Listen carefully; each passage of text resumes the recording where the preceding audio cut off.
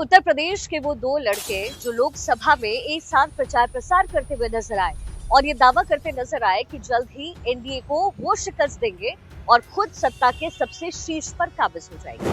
लेकिन क्या उत्तर प्रदेश के वो दो लड़के अब अलग होते हुए जा रहे हैं? ऐसा क्यों? हाल ही में हुए जो विधानसभा चुनाव है वो तो इसे दर्शाते ही इस ओर इशारा करते हैं, लेकिन इसके साथ साथ संसद से जो तस्वीर सामने आई है वो बड़ी दिलचस्प है, बहुत इंटरेस्टिंग है। ये दिखा रहा है कि अखिलेश और राहुल में दूरी तो आ गई है, लेकिन ये दूरी आखिर आई क्यों है? क्या हरियाणा में राहुल गांधी यानी कांग्रेस ने अखिलेश को, सपा को सीटें नहीं दी, साथ में गठबंधन नहीं करके चुनाव लड़ा, इसलिए अखिलेश नाराज है? या फिर उत्तर प्रदेश में हुए उपचुनाव में अखिलेश यादव ने कांग्रेस को सीटें उनके मन मुताबिक नहीं दी, इस वजह से कांग्रेस नाराज है? या फिर ये मामला है सिटिंग को लेकर के, कहा संसद के अंदर? या फिर कांग्रेस को यह अखड़ता है कि लोकसभा की बात होती है तो बड़े भूमिका में कांग्रेस होती है, लेकिन जब विधानसभा चुनाव होते हैं तो फिर रीजनल पार्टीज उन्हें बड़ा भाई नहीं मानती।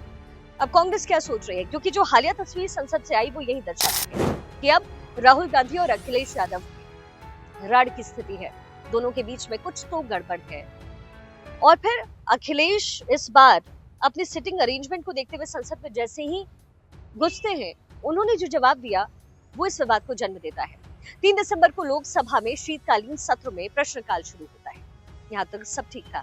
टीडीपी के वरिष्ठ सांसद मंगुटा श्रीनिवासुलु रेड्डी ने नई सीटिंग व्यवस्था को लेकर के नाराजगी जाहिर करते हुए कहा कि भाई मैं 5वीं बार सांसद बना हूँ और पिछली लोकसभा में मुझे दूसरी पंक्ति में बिठाया गया, इस बार मुझे 8वीं पंक्ति में सीट दी गई है। समाजवादी पार्टी के मुखिया अखिलेश यादव भी लोकसभा में दाखिल होते ही नाराजगी से बोले कि कांग्रेस धन्यवाद, पहले उनकी सीट 8वें ब्लॉक में राहुल गांधी के करीब थी और अब 6ठे ब्लॉक में आवंटित कर दी गई है। कांग्रेस के वेणुगोपाल अखिलेश के पास उस समय गए भी और उन्होंने राहुल गांधी के पास बैठने का इशारा किया, लेकिन अखिलेश यादव ने साफ मना कर दिया। तो फिर आखिर कौन तय करता है कि संसद में, सदन में कौन कहां बैठेगा? पहले ये समझिए और फिर कांग्रेस पर सवाल क्यों उठ रहे हैं वो बताएंगे। सबसे पहले आपको इसका जवाब देते हैं, सिटिंग अरेंजमेंट कैसे होगी। दरअसल जवाब है इसका कि इंडिया गठबंधन के सांसदों का जो सीट अलॉटमेंट है वो सबसे पहले कांग्रेस के पास ही रहा।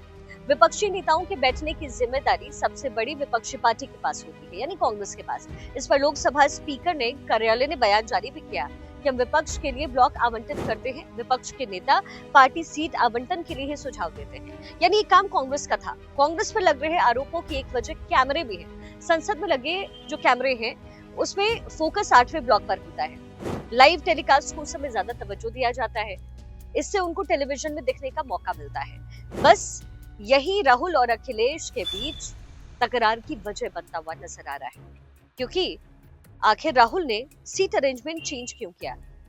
राहुल ने अपने सहयोगी नेता को प्राइम ब्लॉक में कुछ ही जगह दी है, ज्यादातर सीट अपने पास रखी है। अब गठबंधन के विचार से ये ठीक तो नहीं है। कांग्रेस चाहती है कि हर छोटी पार्टी उसका साथ दे, लेकिन वो सत्ता का बंटवारा नहीं करना चाहते। तो ये एक वरिष्ठ सांसद के हवाले से भी लिखा गया जो कि गठबंधन से कि ये ठीक नहीं है। अब ऐसे में सवाल बहुत सारे उठ जाते हैं। सवाल ये है कि आखिर राहुल गांधी, कांग्रेस की तरफ से ऐसा क्यों किया गया है?